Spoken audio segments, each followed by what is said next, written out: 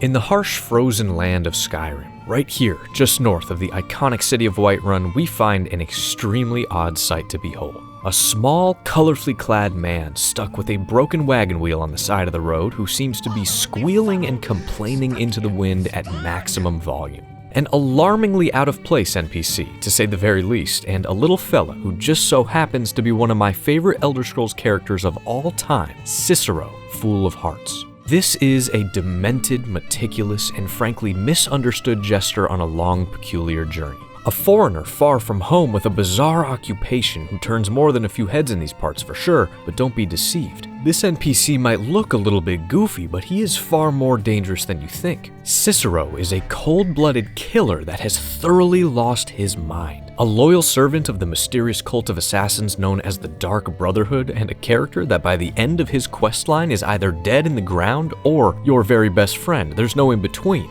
And as for the cargo he's hauling with him, well, let's just say, it's best not to get too close. Ladies and gentlemen, welcome to the NPCpedia, a video series where we take long, hard looks at the people, the characters that inhabit all of our virtual worlds, and just try to understand what makes each of them special. I am Ghost, your host as always. I want to give a quick, sincere thank you to all of my patrons over on Patreon who support this channel just away from YouTube and its tyranny. You guys help me out a lot more than you know. And now, without further ado, join me as we return to our favorite land of Tamriel and learn all about the singularly irritating and incredible Cicero.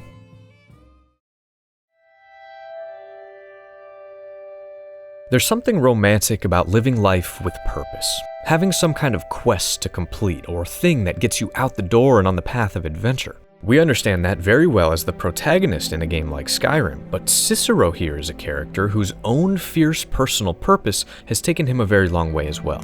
Cicero is an Imperial, originally from the Imperial province of Cyrodiil, just to the south, that has risked life and limb for months, maybe even a year, dragging this mysterious cart all over the damn place. He is on a mission that in his eyes is life or death, not necessarily just for himself, but for the guild that he calls home, the Dark Brotherhood. Now I know that sounds kind of mysterious, and we will get into all of it, but I just love when there are smaller scale NPCs given any kind of purpose like this. A thing that they are independently doing in the world instead of just standing around like a cardboard cutout waiting to serve the player mechanically in some way. Protagonists of their own little private stories. It's good stuff.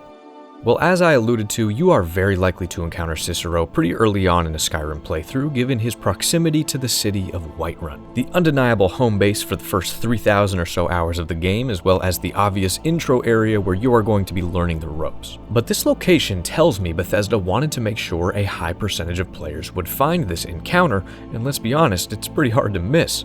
The image of this costumed entertainer all by himself in the middle of a frozen countryside is just downright absurd. It's Renaissance painting-esque, it's inherently humorous, and your imagination can't help but be sparked, hungry to understand what the hell is going on here when you first approach. Ah! Bother and befuddle! Stuck here! Stuck! My poor mother. Oh, poor Cicero is stuck. Can't you see? I was transporting my dear, sweet mother. Well, not her corpse. She's quite dead. I'm taking mother to a new home, a new crypt, but... Ah! Wagon wheel! Damnedest wagon wheel! It broke. Don't you see? Well, my God, what a voice! Makes fingernails on a chalkboard sound like Ragnar the Red by comparison. Go to the farm, the Lorius farm, just over there off the road. Talk to Lorius. He has tools. He can help me, but he won't. He refuses. I don't think it's a stretch you can tell that this guy is nuts. Burying his mother in a jester suit with this personality? Yeah, no, hell no. But nearby at the Lorius farm, we can also speak with the fella that Cicero's complaining about here, who has plenty to complain about himself. Oh, for the love of Mara, what now? Crazy fool's already asked me about 5 times. Seems he's not satisfied with my answer. Have you seen the man? He's completely out of his head. A jester here in Skyrim? Ain't been a merry man in these parts for 100 years. And he's transporting some giant box. Says it's a coffin, and he's going to bury his mother. Mother, my eye. You could have anything in there. War contraband, weapons, skooma. Ain't no way I'm getting involved in any of that. Now, I don't blame this guy one bit. these are definitely strange times here in Skyrim. So from here, the quest allows you to choose. You can either side with Lorius and get rid of Cicero by complaining to a patrolling guard about his conduct, or you can convince the farmer to kind of get over his suspicion and help the Jester repair the cart so he can just be on his way peacefully. But regardless of which you choose, you walk away a few coins richer, the Jester quickly vacates the area, and well, honestly, that's kinda it. This little quest is over as soon as it starts, and you are left scratching your head just trying to understand who and what, and mostly why. However, if you side with Vantis here and get Cicero arrested, let's just say it doesn't work out well for the farmer. There was something more to that little goofball, something potentially sinister, something that you really want to know, but you're just gonna have to wait for the inevitable day where your paths cross again. Of all the different guilds and factions in the Elder Scrolls franchise, the Dark Brotherhood has always been a surefire fan favorite. I mean, an underground network of void-worshipping assassins for hire that operate in the shadows all throughout the continent of Tamriel. Cult-like in nature, secretive and family-oriented with odd, ancient ways of going about their business of killing. But these ways, the customs of the Brotherhood, are actually vitally important to understanding Cicero as a character at all, so let's dig into this a bit. Now, structurally, the Brotherhood works like this. If a person somewhere in the world wants another person killed, they have to perform a private ritual known as the Black Sacrament. This entails gathering body parts and bones of the dead to create like a crude effigy of the intended victim, lighting some candles to set the mood, stabbing said effigy with a dagger bathed in nightshade petals, and last but not least, whispering their prayer of murder to an entity known as the Night Mother. Amongst the complex hierarchy of the Dark Brotherhood, this Night Mother is its undisputed leader, and to put it plainly, she herself is dead. Very dead, an old shriveled up corpse, really, but one that is extremely powerful. Her immortal spirit lives within the void and hears all these ritualized requests, and after a Black Sacrament is completed, the Night Mother's corpse acts as a conduit for that spirit, whispering the details directly into the mind of a single specialized member of the guild known as the Listener. The Listener then relays that request to a speaker, and they then contact the sanctuary closest to the target, draw up a contract, and the murder is carried out. Now, it's a little bit of ritualistic bureaucracy, sure, but hey, for thousands and thousands of years, the Brotherhood was a well-oiled and lethal machine adhering to this very strict structure. However, around the time of Skyrim in the 4th era, the Brotherhood is in serious trouble. Some might even say they are on the brink of total extinction, and the one person alive with the potential to preserve all these old ways and structures, well, we just met him. Cicero is carting around his dead mother, all right. That's the Night Mother, transporting the sacred corpse all the way here from the troubled land of Cyrodiil in the hopes of bringing her to safety, and in his eyes, saving the Dark Brotherhood. So at this point in history, there is only one single Brotherhood sanctuary operating in all of Tamriel that happens to be right here in Skyrim. Now, we're going to come back to this stuff later on, but after this initial encounter, Cicero disappears completely from the game world until you get entangled with this faction yourself. So as you adventure around as the Dragonborn, do various hero things, you will inevitably begin to hear some strange rumors. Rumors about a cursed home in the city of Windhelm to the north where a child is attempting to perform the Black Sacrament and summon the Brotherhood. Now, this is just too strange to ignore, so once you look into it, you indeed find this Aretino kid wishing for the death of his abusive orphanage master in Riften, but complaining that the Night Mother hasn't been responding. But when he sees you, of course, he takes you to be the help he's been wanting and says he's going to reward you for completing the contract. Now, who am I to pass on the opportunity to go murder an old woman in broad daylight? You claim your reward, move on with your life, but in the in-game days that follow, you will inevitably be kidnapped. The Brotherhood considers what you did poaching their work, and the leader of that final sanctuary, a woman named Astrid, wants you to thus kill one of 3 random people to make things even on their accounts. If you then show the appropriate brand of bloodlust, you are welcomed into their little family of killers, and the Dark Brotherhood questline is officially underway. You quickly get sent out on some simple murder business, which is of course a great time, and after just a few assignments as you get to know your coworkers, guess who arrives at the sanctuary? But the Night Mother is mother to all. It is her voice we follow, her will. Would you dare risk disobedience? And surely punishment? Keep talking, little man, and we'll see who gets punished. Oh, be quiet, you great lumbering lapdog. The man has had a long journey. You can at least be civil. Mr. Cicero, I, for one, am delighted you and the Night Mother have arrived. Your presence here signals a welcome return to tradition.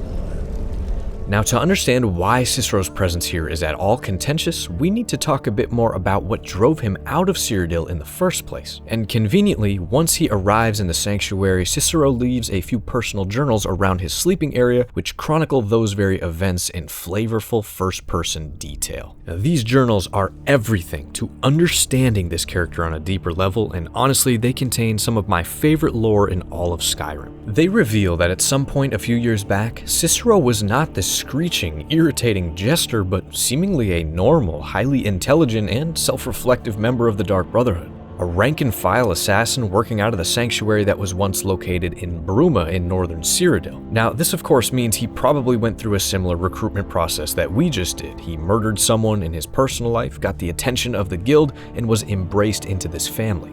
But one of the main themes across all these journals is this growing amount of chaos surrounding the various Dark Brotherhood sanctuaries, not just in Cyrodiil, but all over Tamriel. Chaos probably kickstarted by the insane Dark Brotherhood questline in the previous game of Oblivion, but that's a story for another time. The unrest resulted in many branches closing down operations, consolidating their rosters of assassins, or even worse, being discovered and raided by brigands or looters. Cicero's home sanctuary in Bruma was one that got completely wiped out in this way, with our guy being left as the sole survivor. Probably pretty traumatic, and then he had no choice but to relocate to the closest active sanctuary to the southeast, in the city of Shadenhall, where he was welcomed warmly. But really, the way that Cicero writes about the Brotherhood in these journals gives the impression that joining the guild saved his life in some way. Maybe literally, maybe spiritually, maybe both. But there really is this level of unwavering devotion that comes through. Religious, zealous in tone, and that is a key ingredient with this character. So he goes on to describe killing a baroness and even murdering the current champion of the arena within the Imperial City, which is a kind of funny Easter egg. He says that he posed as a starstruck fan before following and slashing the champion's throat somewhere out in the forest, which is an obvious shout out to the adoring fan NPC I made a video on a few years back, and kind of a humorous revenge fantasy for Bethesda in a way because of all the abuse that us players inflicted on that guy in Oblivion. Now, some people have taken this to hint that these two characters are one and the same, but nah, get the hell out of here. They're not even the same race, the timeline doesn't work at all, just no.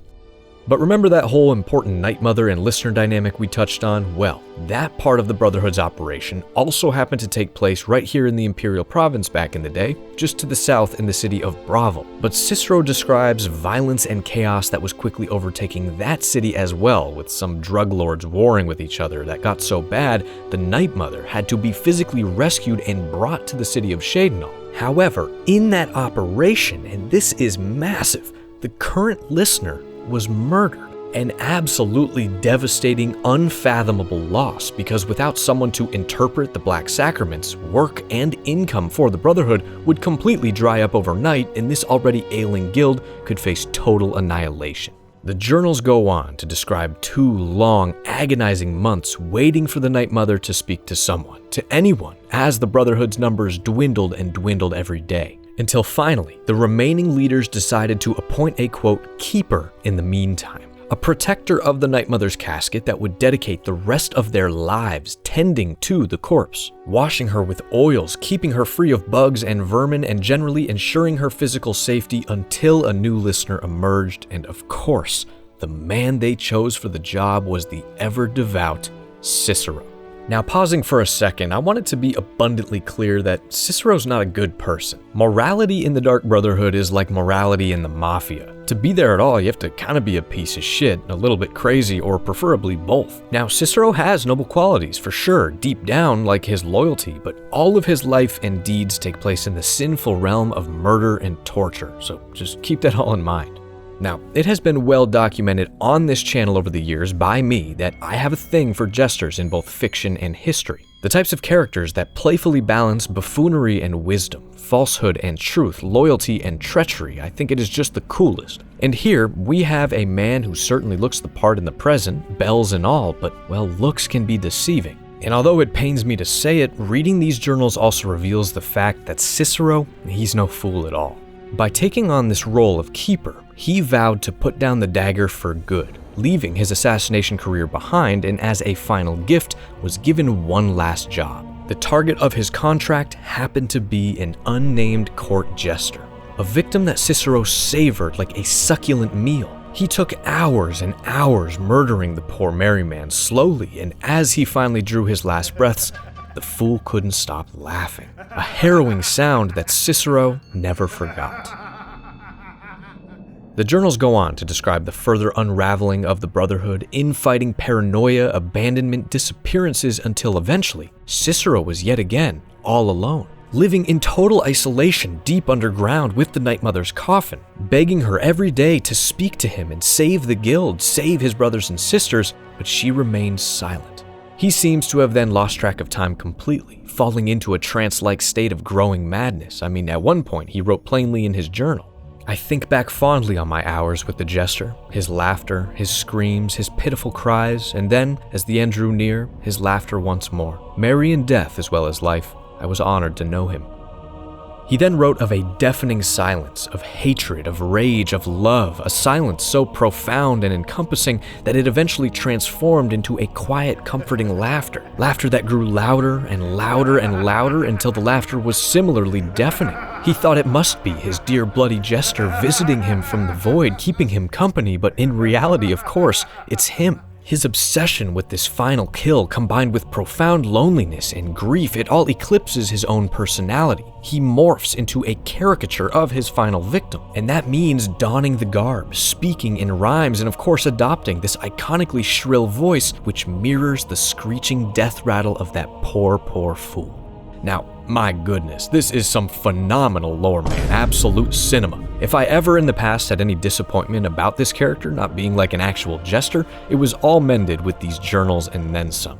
But I think it's really the way that this is communicated that makes it even more immersive and a treat to uncover yourself. Not just because of like the first-person narrative format, which is a ton of fun to consume, but because these journals are just sitting there on the damn table, man, completely optional to pick up and dig into. Simply brilliant.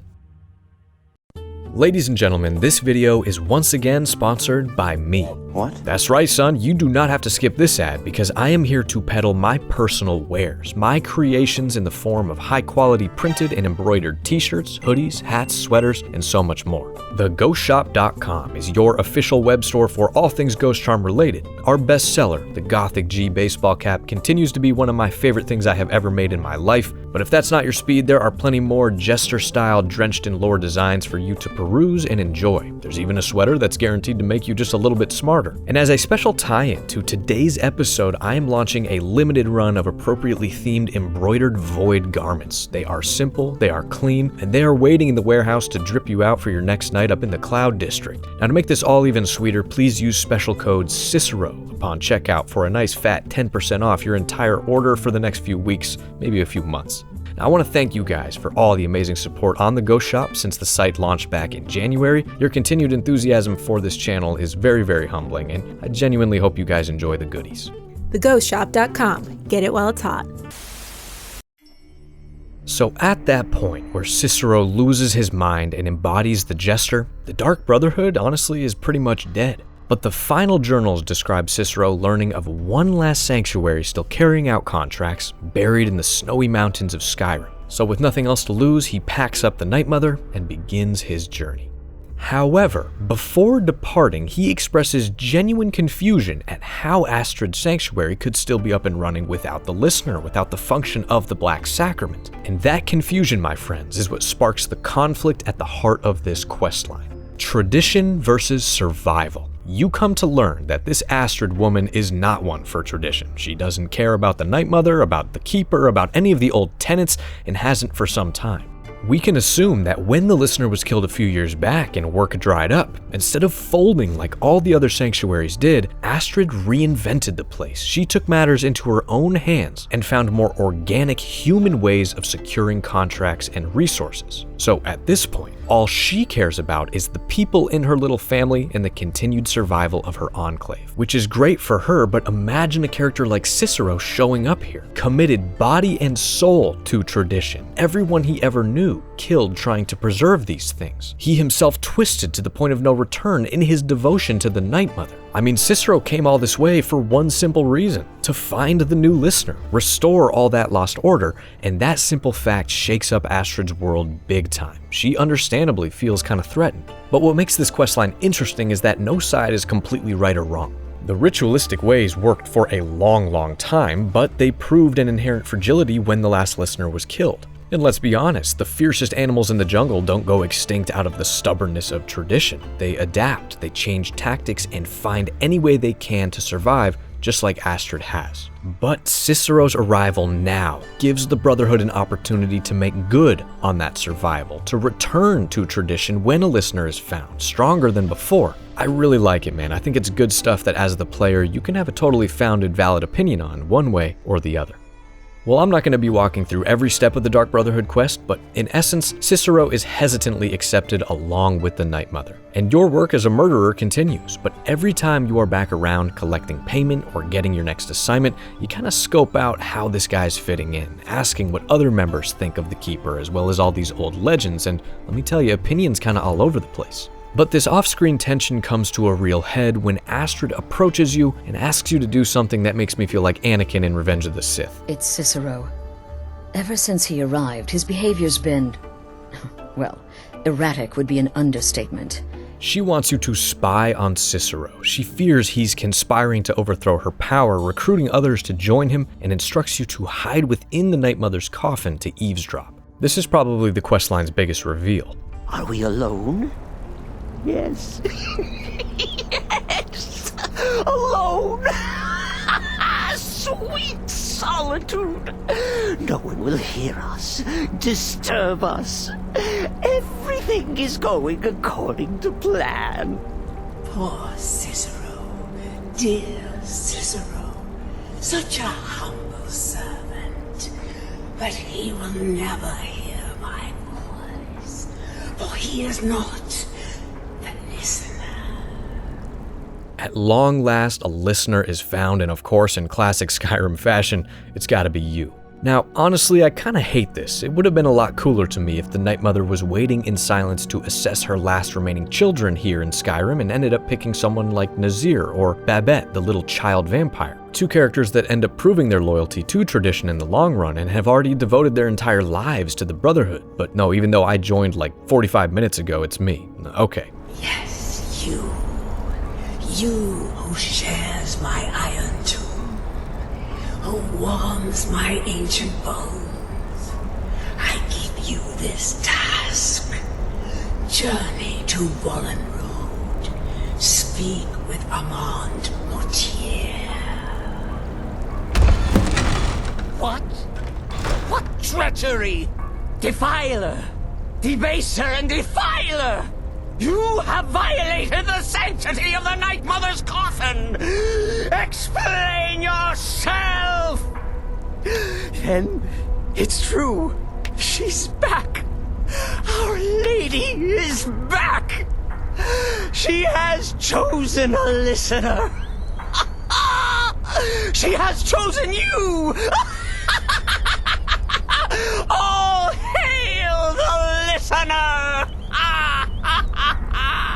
Maybe Cicero was conspiring against Astrid, maybe he wasn't, but a new listener being chosen is a big deal. It's a celebratory distraction from this feud, and after a little back and forth with old Miss Stubborn here, you do follow the Night Mother's orders to meet with this mysterious Mortier fella in an old ruin. This man has correctly performed the Black Sacrament, has been waiting patiently, and let me tell you, he got a big job for the Brotherhood indeed.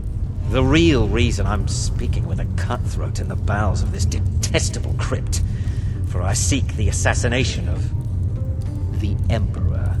Now that is a target that could restore the guild's fading reputation in an instant. Cicero's quest in coming all this way suddenly looks like a heroic one to save the Brotherhood, and everyone else seems to agree, even Astrid. So as you begin to take the first little steps to murdering the Emperor of Tamriel, things seem like they might work out for everyone after all. But well, with this little goober, nothing is ever simple. After completing a few missions, you come back to find that Cicero has, well, he's done something not so good. The fool went absolutely berserk.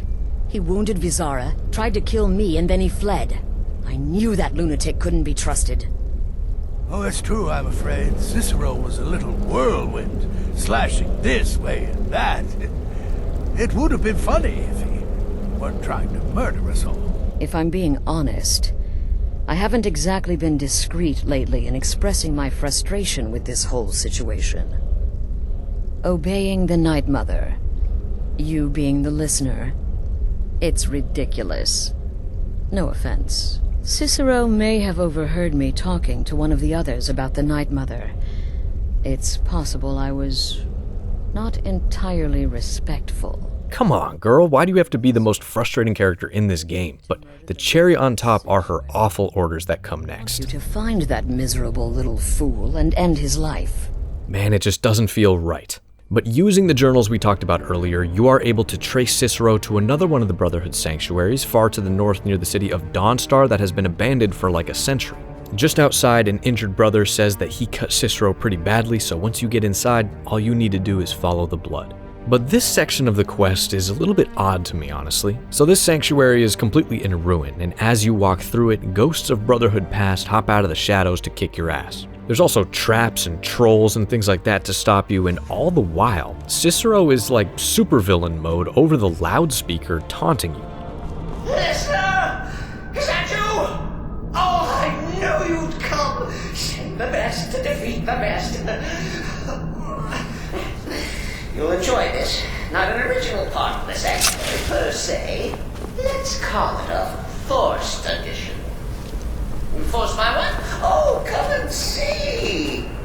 It just doesn't really make any sense. I mean, we just covered that his entire life became dedicated to finding a listener, and he finally finds one in you, and he's trying to lead you to your death? It seems like he would want to be rushing to the entrance to be like, listener, help me. You know, this just doesn't really make any sense, and it feels like Skyrim's kind of simplistic quest design muddying the waters of a really unique character. But I digress. Let me know what you think down below. So once you make it to the end of this sanctuary, thankfully there's no fight waiting for you or anything, just a fool slowly bleeding out alone on the cobblestones. You caught me. I surrender.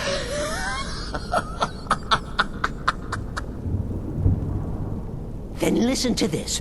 Don't kill me. Let poor Cicero live. I attacked the strumpet bastard. I did. And I do it again. Anything for our mother? Return to the pretender. Tell her I'm dead. Tell her you strangled me with my own intestines. But lie. Yes, lie. Lie and let me live. So this is the moment where your bias as the player kind of comes into play. Tradition or survival. Cicero's fate is in your hands alone. Now personally, I don't know how on earth you could possibly kill this guy if you have read his journals and see how far Astrid has strayed from the Brotherhood tenets, even if you find Cicero annoying. But if you do decide to end him here, you heartless bastard, that is the finale indeed. You can loot his very strong and unique sneaky outfit, return to Astrid, confirm his death, and continue on to the end of the Dark Brotherhood quest.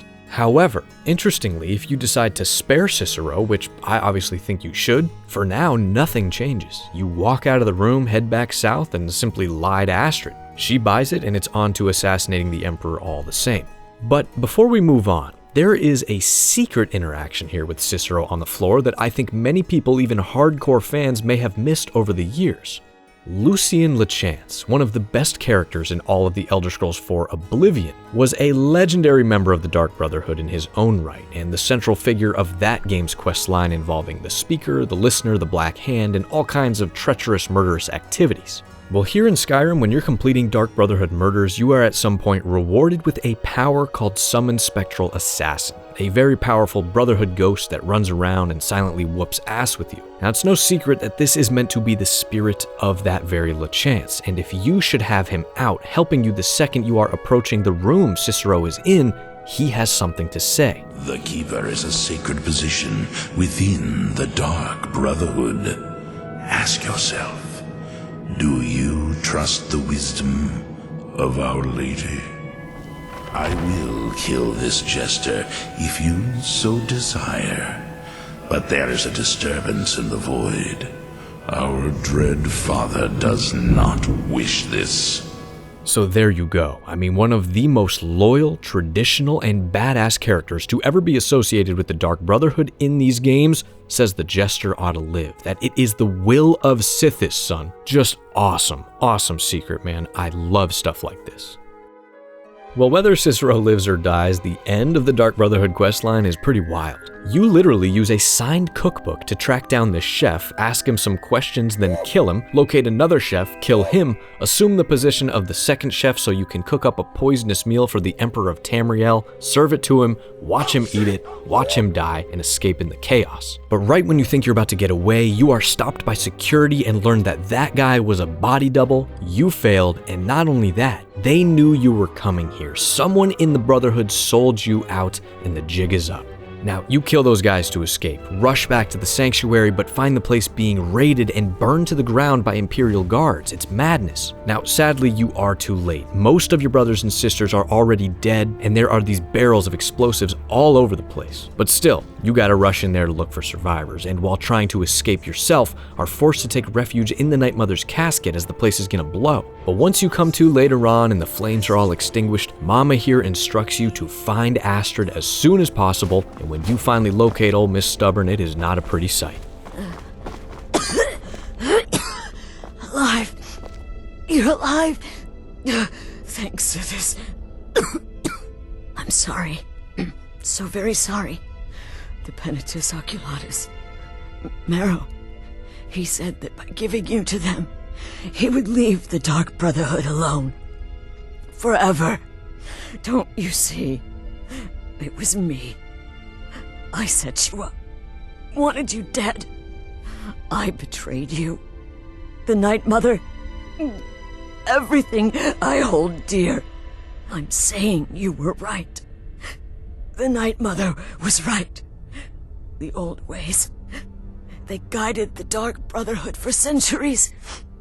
I was a fool to oppose them.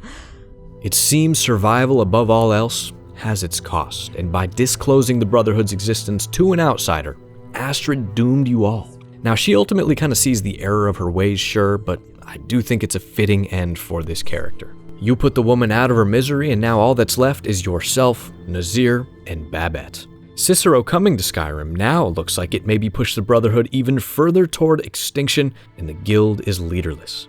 But instead of giving up, you three decide to relocate to the Dawnstar Sanctuary and start anew. And then, against all odds, you go off and try to finish the job. You re-establish contact with Motier, you track down the real Emperor on his ship in Solitude Harbor, and after causing a little bit of chaos on board, confront him in his quarters. Now, this is a pretty underrated scene, honestly, where the Emperor totally accepts his death as destiny, but asks in return that you will then turn around and murder the man who hired you, which I really like. It's nice. But anyway, with the stroke of your dagger, you do it. You bring glory, fear, and a fat stack of cash to the admittedly tiny Dark Brotherhood fan club that still remains, and the questline concludes. But it's after you return and bask in your victory a bit with Nazir that if you chose to spare your favorite Jester, someone's waiting for you right outside.